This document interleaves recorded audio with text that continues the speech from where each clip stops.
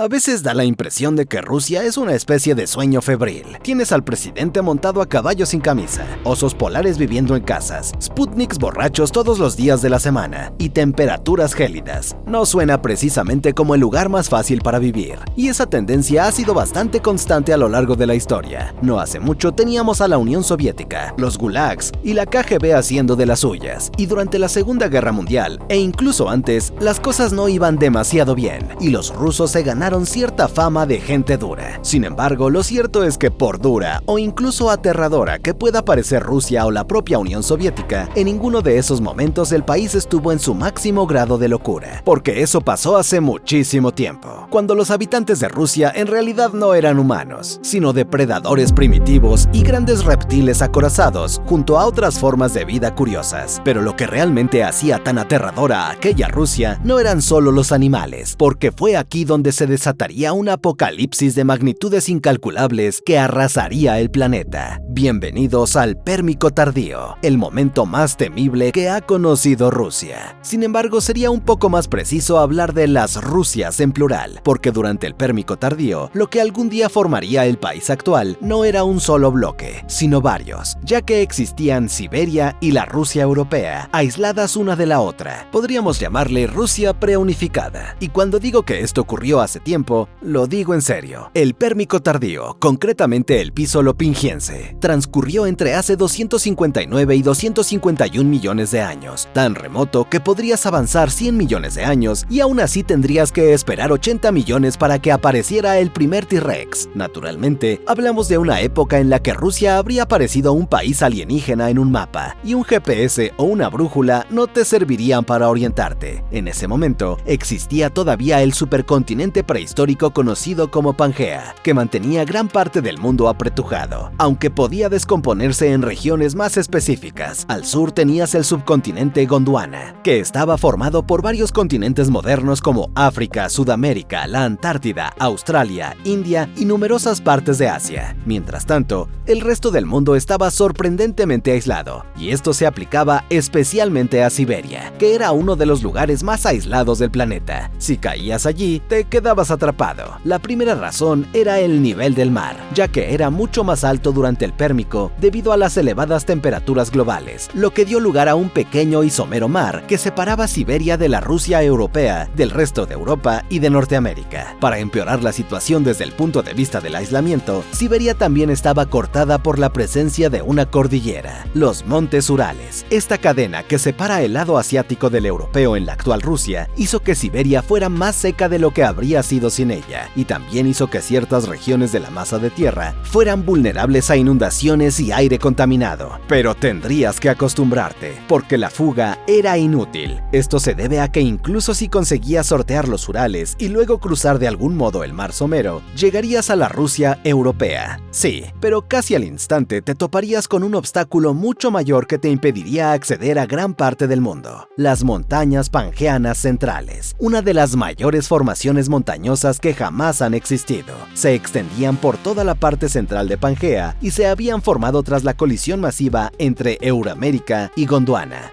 De media, las montañas de esta cordillera eran tan altas como las del Himalaya actual, que por cierto, albergan las montañas más altas de la Tierra, pero donde las pangeanas centrales superaban al Himalaya era probablemente en longitud, extendiéndose mucho más lejos. Para hacerte una idea de lo realmente grande que era esta cadena, hay que tener en cuenta que sus restos no son una sola cordillera, sino varias, incluidos los Apalaches, el Atlas, el macizo de Bohemia y el macizo central. Eso es mucha roca. Dado su tamaño monumental y el hecho de que cortaba el supercontinente en dos, las montañas centrales de Pangea naturalmente tuvieron profundos impactos en la Rusia pérmica, aparte de aislarla, ya que crearon una gran zona de sombra orográfica que bloqueaba las lluvias monzónicas procedentes del sur para alcanzar el hemisferio norte, lo que aumentó más el nivel de aridez. No era precisamente una buena noticia, pues el Pérmico ya era en general bastante seco, y no olvidemos cálido, con gran parte del interior del continente convertido en desiertos abrasadores que se extendían más allá de todo lo que tenemos hoy. Sin embargo, la Rusia europea y aún más Siberia tenían una ventaja en aquella época: su latitud. Como hoy, Rusia estaba en comparación con la mayoría del mundo mucho más cerca de las regiones polares, lo que ayudaba a que no fuera abrasadoramente calurosa, y propició la presencia de una sorprendente cantidad de biomas templados, que oscilaban entre fríos y cálidos, dominados por peltaspermales como el género Tatarina, y otros géneros relacionados, seguidos por guinguales y coníferas. Junto a los biomas templados, también eran bastante comunes en toda Rusia desiertos fríos y llanuras de inundación semiáridas. Y por cierto, todo esto era una buena noticia para cualquier viajero del tiempo o para la vida en general, ya que era un entorno tolerable, mientras que en otros países es bastante probable que te empezaras a asar como una papa o resecarte como ciruela. Sin embargo, la mala noticia de todo esto es que el clima más amable de Rusia permitía la existencia de mucha vida, lo que incluía muchos rostros aterradores que acabarían contigo de formas muy dolorosas. Y de todas las pesadillas prehistóricas que habitaban aquí, ninguna fue tan exitosa o mortal como los gorgonópsidos. A primera vista podrías describir a este grupo como unos extraños perritos primitivos, pero en realidad no eran canes, ni siquiera mamíferos, sino terápsidos no mamalianos, lo que implica que son ancestros de los mamíferos, aunque en aquella época a nadie le habría importado eso. La atención se centraba en que este grupo había construido un imperio pérmico para sí mismo, y fue, según la mayoría de los datos, el depredador ápice más dominante durante gran parte del Pérmico tardío, y da la casualidad de que solo se instalaron realmente en dos lugares, Sudáfrica y, sí, Rusia. Aparte de estos, el grupo era curiosamente raro, y en algunos casos, totalmente ausente debido al clima duro. Esto dio como resultado que Rusia estuviera gobernado no por uno, sino por varios tipos de estas bestias prehistóricas, como Pravoslavlevia, Sauroctonus, Viatkogorgon, Sukogorgon y Nochnitsa. Entre los 5 compartían las mismas características generales: 4 patas, totalmente terrestres, un paso semierecto con un rango de movimiento comparable al de un cocodrilo, y todos tenían cráneos proporcionalmente largos y grandes que albergaban sus principales armas de destrucción, es decir, sus dientes caninos superiores alargados y a veces inferiores, oficialmente clasificados como dientes de sable, lo que los convierte a ellos y al grupo en su conjunto en los primeros depredadores con dientes de sable conocidos. Armados con estos artefactos, los gorgones pudieron apoderarse fácilmente de Siberia, aunque a diferencia de los posteriores gatos dientes de sable que se cree que usaban sus colmillos para acuchillar el cuello de sus presas, los gorgones probablemente te habrían acabado de otra manera, dotados de mandíbulas y dientes más duraderos pero menos precisos, de aspecto reptiliano. Los paleontólogos creen que estos sujetos te habrían sorprendido lanzándose sobre de ti, y en medio de la lucha el gorgón te daría un mordisco devastador con sus colmillos descomunales, tras lo cual se retirarían y te verían marchitarte lentamente por el shock, la pérdida de sangre y el daño a los órganos. Y si conseguías mantenerte en pie, bueno, siempre podrían propinar otro mordisco para rematar la faena. Y eso casi da más miedo al saber que incluso si sobrevives al primer ataque, no sobrevivirás mucho más, siendo un potente cóctel de esperanza y agonía en uno solo. Sin embargo, la verdad es que no todos los gorgones que hemos mencionado podrían matarte de esta manera, porque aquí venían en todas las formas y tamaños diferentes. En la parte baja del tótem, por así decirlo, estaban los renacuajos del grupo, que incluían a Viatkogorgon y Nochnitsa, 2 de los gorgones más pequeños descubiertos hasta ahora, y francamente los clasificaría como más adorables que terroríficos.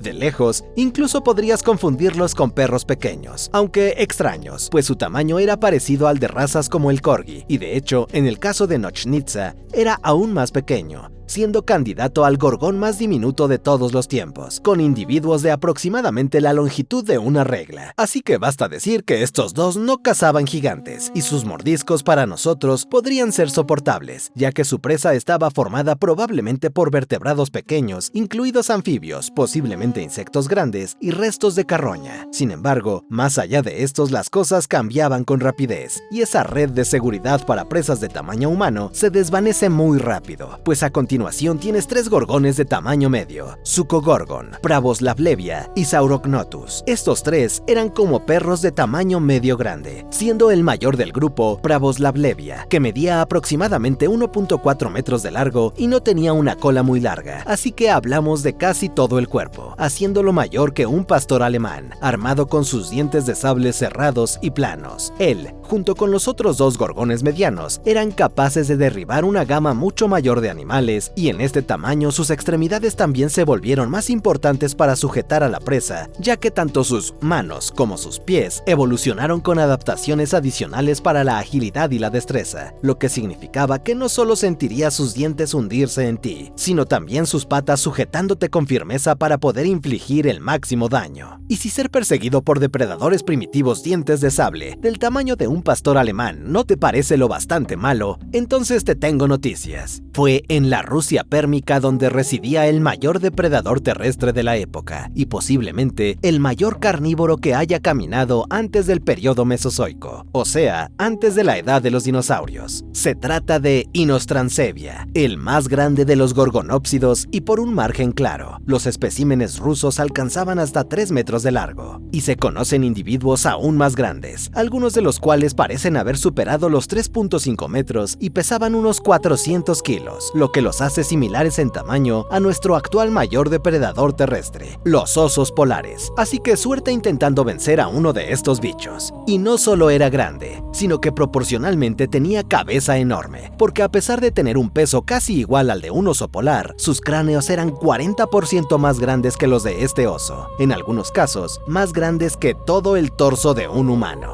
Así que un mordisco era probablemente todo lo que hacía falta, y eso antes de tener en cuenta que con su enorme cráneo también tenía unos extraños dientes de sable gigantes, cada uno comparable al diente de un megalodón gigante, que literalmente era más de 100 veces su tamaño. Y en el caso de Inostrancevia, no solo tenía unas mandíbulas impresionantes, también tenía una apertura extrema, con un ángulo de casi 90 grados, lo que le permitía mordiscos fatalmente aterradores, con los dientes hundiéndose profundamente en la carne y los órganos vitales de presas que a menudo eran grandes y acorazadas. Así que dudo que tuviera problema para matarnos, sin mencionar que tenía un modo de locomoción bastante eficiente, tan derivado que los paleontólogos creen que era el animal más ágil de su entorno, capaz de moverse un poco como un león, y además poseía un sentido del olfato notablemente agudo. Definitivamente no era un animal con el que quisieras encontrarte. Y esto lleva a una pregunta: si estuvieras atrapado en la Rusia pérmica, ¿podrías haber evitado morir a manos de uno de estos? La respuesta es probablemente no. Algún día un gorgón te habría cazado, pero hay un consejo que podría ser útil. Según los restos fósiles, parece que los gorgonópsidos, especialmente los más grandes, estaban muy concentrados alrededor de ecosistemas fluviales, donde se encontraban poblaciones ricas de tetrápodos diversos, así que supongo que tu mejor oportunidad era simplemente evitar las riberas. Por desgracia, aunque de algún modo consiguieras esquivar por completo a este grupo, había otros problemas en la Rusia pérmica, ya que otra dinastía de depredadores llamaba a esta región hogar, y en ese momento estaba ganando fuerza rápidamente: los Pterocephalia.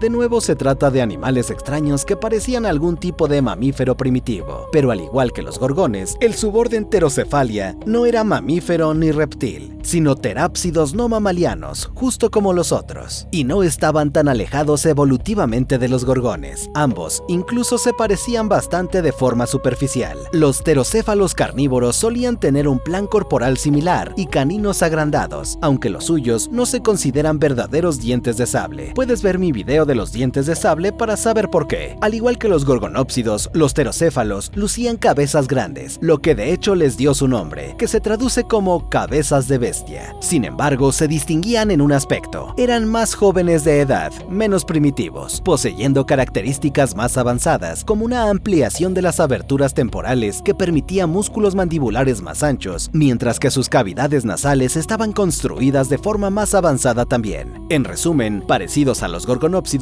pero menos primitivos, por lo que naturalmente les fue bastante bien en Rusia, que al igual que en Sudáfrica, parecen ser los únicos lugares donde estos grupos eran abundantes, y de hecho eran aún más diversos, pues existían docenas de géneros repartidos entre múltiples clados de pterocéfalos. Sin embargo, no cabe duda que algunos tuvieron más éxito que otros, y en la Rusia pérmica el grupo más dominante fue con diferencia Akhidnognathidae. Estos eran generalmente pterocéfalos de mayor tamaño, dotados de cuerpos cuerpos robustos, cabezas anchas y resistentes, y grandes dientes caniniformes. Solo aparecieron durante el Pérmico tardío, pero casi de inmediato se convirtieron en depredadores ápice en sus respectivos nichos, y en algunos casos, incluso desafiaron la supremacía de los gorgonópsidos. Esto incluía numerosas especies que habrían competido con gorgonópsidos pequeños y medianos, aunque había un miembro de esta familia que retaba directamente a Inostrancevia, y este era Moscorrinus. Este sujeto era grande, pero no era Inostrancevia. Se asemejaba más al tamaño de una leona que al de un oso polar, pero aún así podía competir con Inostrancevia gracias a su estrategia de caza muy efectiva, posiblemente comparable a la que se observa en los grandes felinos de hoy, consistente en perforar a la presa en partes vulnerables como el cuello y sujetar a la presa con sus dientes, que no solo eran largos y afilados como navajas, sino también extremadamente gruesos, lo que le permitía derribar muchos de los mismos animales que Inostrancevia sin riesgo de que se rompieran. Y en algunos casos, las ventajas de los Echidnognathidae iban más allá de las tácticas de caza y los dientes gruesos, pues un miembro, Euchambersia, podría haber tenido un arma secreta adicional. Sin embargo, su historia no es para este video, ya que no vivía en Rusia. No obstante, hubo otro pterocéfalo que sí, no de la misma familia, pero un miembro que podría haber poseído la misma arma, y ese fue el Megaguitzia. Se trata de un depredador que muestra indicios de haber sido venenoso.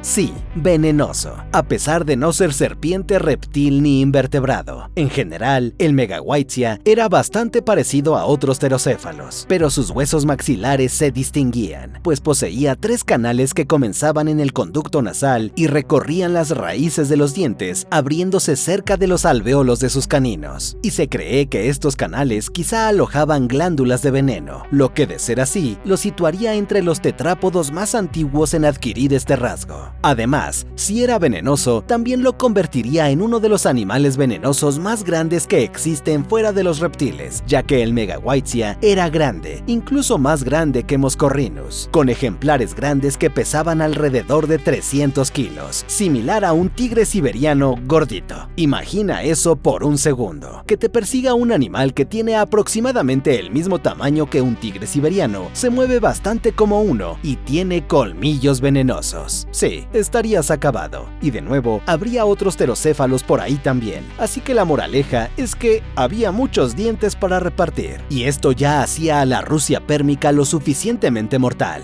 Ahora viene lo bueno, solo íbamos a la mitad del iceberg, pues había muchas más bocas que alimentar en Rusia, incluido un nuevo grupo de depredadores que algún día se convertirían en uno de los más abundantes del planeta, los Proterosuchidae. Esta era una familia de arcosauriformes basales, aunque solo había evolucionado una especie durante el Opingiano, y como los demás, eligió Rusia para establecerse, el Archosaurus. Y sí, el nombre Archosaurus se basa en que era un arcosaurio, y uno de los más antiguos, siendo considerado aún el arcosauriforme indiscutible más viejo que conocemos, un grupo que engloba a todos los arcosaurios y sus parientes, es decir, dinosaurios, cocodrilos, pterosaurios, etc. El Archosaurus tenía un aspecto más bien torpe, con un rostro ganchudo alineado con dientes muy afilados, pero su apariencia no era motivo de risa, porque un mordisco de estos muchachos dolería de verdad, teniendo en cuenta que los ejemplares adultos solían medir 3 metros de largo, y un día los descendientes de este género se diversificarían para ocupar muchos nichos, incluidos los semiacuáticos, pero por ahora, Archosaurus parecía haber sido mayormente un depredador terrestre, y viendo la cantidad de peligro que había en la Tierra, podrías empezar a pensar que tu mejor oportunidad en la Rusia pérmica era tirarte al agua, algo que normalmente aconsejamos a los viajeros del tiempo no hacer. Esto, en realidad, no habría sido una idea terrible, ya que existían ríos de agua dulce y estaban libres de todos los problemas terrestres, pero te costaría pensar que estabas totalmente seguro al meterte. Hoy, en ciertas partes del mundo, tus principales preocupaciones al entrar en agua dulce podrían ser tiburones, peces depredadores y cocodrilianos, pero en aquel entonces era una historia completamente diferente. En vez de eso, de lo que tendrías que cuidarte al meterte en el agua, para variar, eran los anfibios. Recuerda que el Pérmico venía directamente del Carbonífero, que fue la edad dorada de los anfibios, así que aunque ya no eran tan poderosos como antes, este grupo seguía teniendo un peso impresionante y eran los reyes de los sistemas de agua dulce de Rusia. Podrías encontrar muchos tipos de estos bichos de piernas delgadas nadando por ahí, pero en mi opinión, los peores del montón eran los Archegosauroidea, a veces conocidos como los cocodrilos imitadores, y la razón de este apodo es bastante evidente cuando les echas un vistazo, ya que superficialmente se parecían a los cocodrilianos, con cuerpos largos, colas poderosas y alargadas, y hocicos extendidos. De hecho, los paleontólogos creen que vivían mucho como los cocodrilos, ocupando nichos ecológicos similares, y a menudo eran cazadores generalistas que confiaban en emboscadas para lanzar ataques devastadores sobre numerosos tipos de animales, incluidos aquellos que se acercaban demasiado al agua. En general, este grupo también tendía a inclinarse hacia el lado pesado, y durante el Carbonífero incluso rompieron la báscula, por así decirlo, cuando el mundo vio surgir al Prionosuchus, un anfibio brasileño que a menudo llegaba a medir 5.5 metros, mientras que sus restos fragmentarios sugieren longitudes aún mayores, de casi 9 metros, y un peso cercano a 2 toneladas, lo que lo convertiría en el candidato al mayor anfibio de todos los tiempos. Y aunque ya se habían extinguido para el Pérmico tardío, sus descendientes persistieron en las antiguas aguas soviéticas, y comprendían algunos de los miembros que superaban los 2 metros, mientras que un género, Kunsukovia, era un depredador de 3 metros de largo que pesaba más que un jaguar adulto y estaba equipado con una enorme cola en forma de remo que le permitía deslizarse por el agua a pesar de su gran cráneo. Y luego, aunque no eran peligrosos, también había algunos anfibios simplemente muy extraños, ya que poseían rasgos no vistos en el grupo hoy en día, como demuestra, por ejemplo, Sigosaurus, un anfibio más pequeño que estaba blindado. Sí, blindado con placas como te imaginarías un cocodrilo.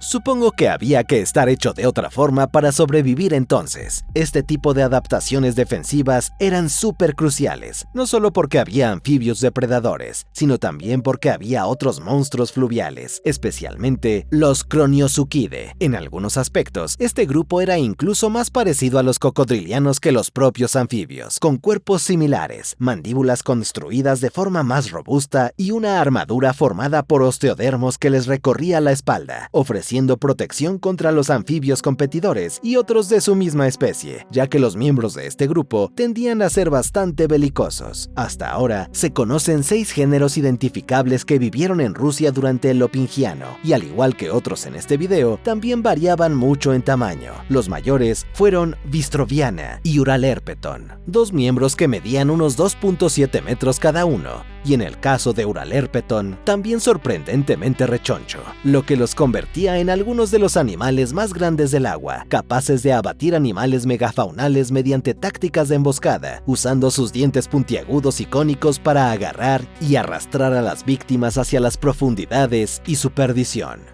Mientras tanto, los tipos más pequeños como Croniosuchus y Croniosaurus no eran depredadores ápice, pero sí difundían más terror en nombre de la familia, ya que algunos estudios sugieren que los más pequeños eran más capaces de cazar en tierra además de en el agua. Imagina que unos mini cocodrilos aprendieran a correr en tierra además de nadar eficazmente. En definitiva, debería quedar claro lo letal que era la vida para otra vida en la Rusia pérmica. Y ni siquiera he incluido a los animales que no están exactamente al acecho para atraparte, pero que aún así podrían darte un susto.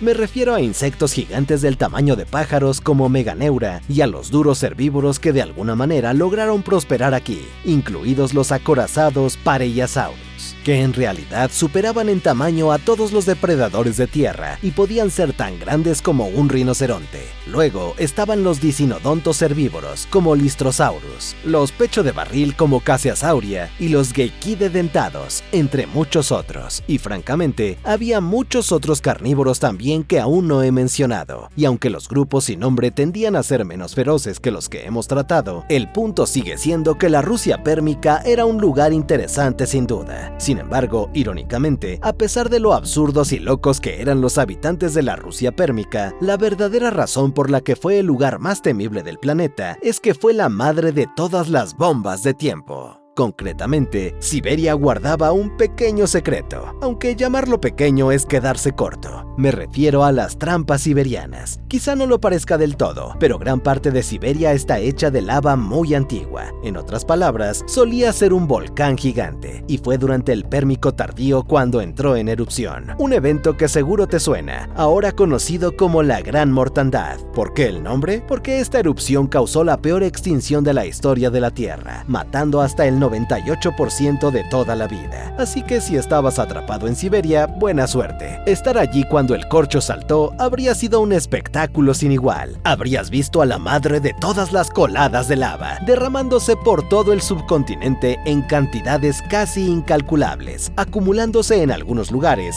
más altos que cualquier estructura humana. Alrededor arderían incendios, el humo oscurecería el cielo. Y tú, querido amigo viajero, seguramente encontrarías un final espantoso. Y aunque sobrevivieras a la erupción inicial, tus posibilidades serían casi nulas, porque la actividad volcánica continuó durante cientos de miles de años, tiempo en el que no solo Siberia, sino el planeta entero se transformó en un auténtico infierno. Calor brutal, radiación intensa, atmósfera irrespirable y aridez opresiva eran solo algunas de las delicias que podías esperar. Y todo empezó en la Rusia pérmica. Gracias por ver este video de Zoo Extinto. Nos vemos en el próximo.